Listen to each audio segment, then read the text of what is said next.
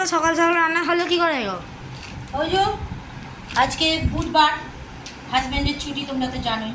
তো সেই কারণেও নয়, একটু দরকারও আছে, দেশের বাড়ি যাব। তো দেশের বাড়ি যাব, খাওয়া দাওয়া করে স্নান সেরে যাব, কাজ মেটাবো, চলে আসবো। তো আজকে সেই জন্য সকাল করে একদম রান্না বসিয়ে দিচ্ছি, কুটনো কুটে রান্না বসিয়ে দিচ্ছি। এখন বাজে 11টা 5 বাজে। তো আমরা খেয়ে নেব।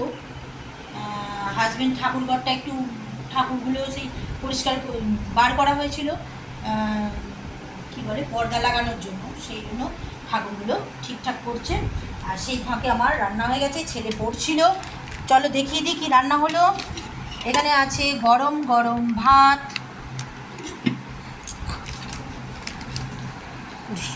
এখানে আছে পটল ভাজা, হাজব্যান্ড খাবে আর আমি খাবো, ছেলে খাবে না। আর এখানে উচ্ছে আলু ভাজা আছে, এটা তো ছেলে খাবে, ভালোবাসে।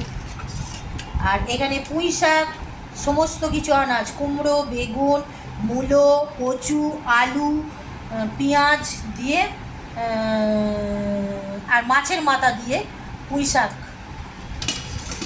আর পুঁই শাকটা যেহেতু মাখো মাখো, ওদের তো মাখা চাই একটু, ওরা আমার মাখা না হলে খেতে পারে না। আমি যেমন শুকনো ভাত খাই, আমি যেমন শুকনো ভাত খেতে পছন্দ করি, কিন্তু ওরা বাবা ছেলে দুজনেই একটু মাখা চাই।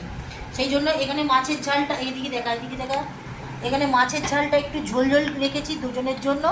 আর মাছের ঝাল এই। আর এখানে আছে আমার মায়ের করা আচার, জামাই যেটা খুব ভালোবাসে আর নাতিও ভালোবাসে। তো এই হচ্ছে আজকের মেনু। সকাল করে রান্না, সকাল করে খাওয়া, খেয়ে আবার যাওয়ার ভিডিও তো তোমরা পাবেই। ঠিক আছে, চলো এখনকার ভিডিওটা এখানে শেষ। Bye bye.